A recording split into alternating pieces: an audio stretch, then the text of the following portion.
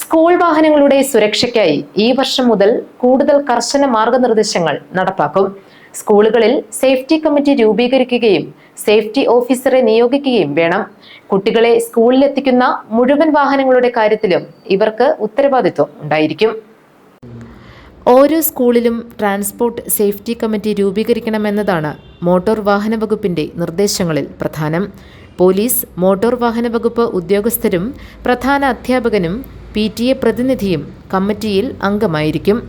School വാഹനത്തിന്റെ കാര്യക്ഷമത നിരന്തരം നിരീക്ഷിച്ച് തകരാറുകൾ പരിഹരിക്കേണ്ടത് ഈ കമ്മിറ്റിയുടെ ഉത്തരവാദിത്വമാണ്.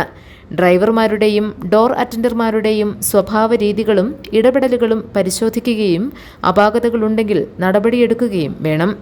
സ്കൂൾ വാഹനങ്ങളുടെ സുരക്ഷിതത്വത്തെ സംബന്ധിച്ച് പുതിയ നിർദ്ദേശങ്ങൾ വന്നിട്ടുണ്ട്.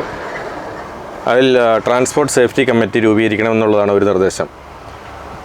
പോലീസ്, MVD, സ്കൂളിലെ HM അല്ലെങ്കിൽ പ്രിൻസിപ്പാൾ, PTA മെമ്പേഴ്സ് ഉൾപ്പെടുന്ന ഒരു ടീം രൂപീകരിക്കുകയും ഇവർ സ്കൂൾ വാഹനങ്ങളുടെ കാര്യക്ഷമത പോലെയുള്ള കാര്യങ്ങൾ കൃത്യമായി വാച്ച് ചെയ്യുകയും എന്തെങ്കിലും കുഴപ്പങ്ങളുണ്ടെങ്കിൽ അത് പരിഹരിക്കുന്നതിനുമുള്ള ഒരു കമ്മിറ്റിയാണ്. കൂടാതെ ഈ സ്കൂൾ വാഹനത്തിലെ ചാർജുള്ള ഡ്രൈവർ, ആയ എന്നിവരുടെ സ്വഭാവം, അവരുടെ ഏതെങ്കിലും പെരുമാറ്റ ദൂഷ്യമെല്ലാം ഉണ്ടെങ്കിൽ അതെല്ലാം റിപ്പോർട്ട് ചെയ്യുകയും കർശനമായ നടപടി എടുക്കുന്നതും വേണ്ടിയിട്ടാണ് ഈ കമ്മിറ്റി രൂപീകരിച്ചിട്ടുള്ളത്.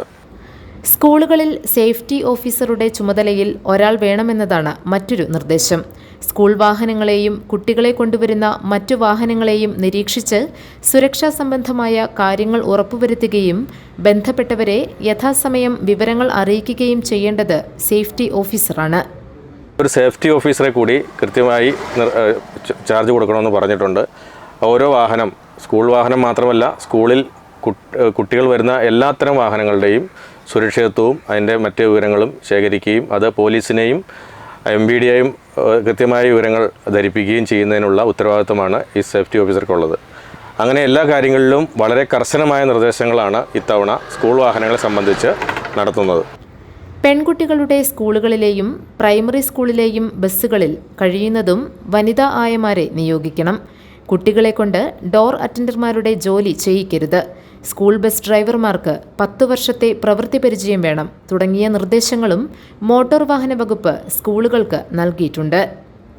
GTV news, Kothamangalam.